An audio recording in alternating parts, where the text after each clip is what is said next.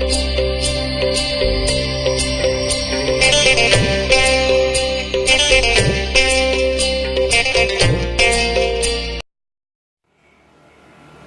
ना लोभी बग। गोटे घंच जंगल रे गोटे पोखरी थिला। से पोखरी कूल गोटे बगटे रहुथिला। से पोखरी रे बहुत प्रकार माछ और अन्यान्य जलचर रहुथिले, जेमिति कंकड़ा, बेंग इत्यादि इत्यादि।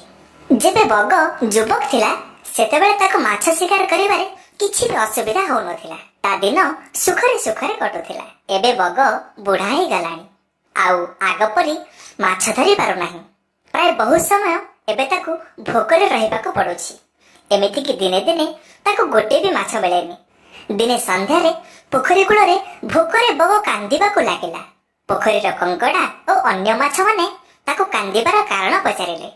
बग उत्तर देला, हे मोर प्रिय सांग माने, मु तम समस्तଙ୍କ ପାଇଁ कांदुछि। मते जणे ज्योतिष कहिछि जे ए पोखरी शीघ्र सुकिबाको जाउछि। पुଣି तमर कोन हबो एबे? मु सेही विषय नै कांदुछि। मु भी एठी जन्म हेछि आ तम समस्तଙ୍କ मृत्यु ପାଇଁ मु भी बहुत दुखित। एई चिंतारे मु खाइबा पीबा भी छाड़ी देछि। सरल जलचर माछ माने बगर कथा सुनि डरी गले। से माने तार सहायता मागिले।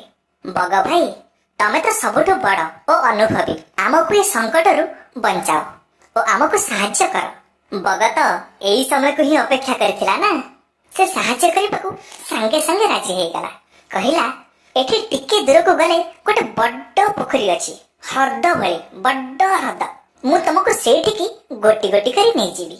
ए कथा सुनी माछ माने ओ अन्यान्य जलचर माने खुशी रे नाचिबाकू लागिले। बुढ़ा बगटी ता खाइबा समस्यार समाधान खोजी पाइगला। सहायता उद्देश्य रे बग गोटे गोटे माछ से पोखरीरु नै गला। किंतु से बुढ़ा बग कोनोसी साधु सन्यासी नथिला।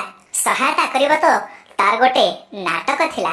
एबे से सबुदिन माछ मानंकु घंच जंगलर गोटे पथर मुंडिया उपरकु नै जाउथिला और सेमानंकु मारी पेट पूजा करूथिला। दिन एमिति कटिबाकू लागिला। जागा बदलिबार उत्साह रे सबुदिन जलचर माने शीघ्र नै जिबाकू विनती करिबाकू लागिले। मते आगे एमिति कहिबाकू लागिले। एबे बगकू सबुदिन पेट भरी खाइबाकू मिलेला। एमिति रे बग बहुत खुशी थिला। दिने पोखरी रे थिबा कंकड़ा बग को कहिला, मु केते दिन हब तमको विनती करेनी।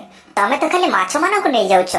आजी मो पाले मते पिठी रे बसाओ ओ नुआ पोखरी को नै चलो। कंकड़ा को पिठी रे बसेई बग उड़ी चलिला। बग भाबिला, हौ आजी गोटे नुआ टेस्ट मिलिबो। सेई माछ को तो बहुत दिन हब खाउछि। कंकड़ा पचारिला, सांग माछ माने नुआ पोखरी रे सब खुशी रे अछंती तो? बग कहिला, ए कंकड़ा एबे पिठी रु जीव कुआडे?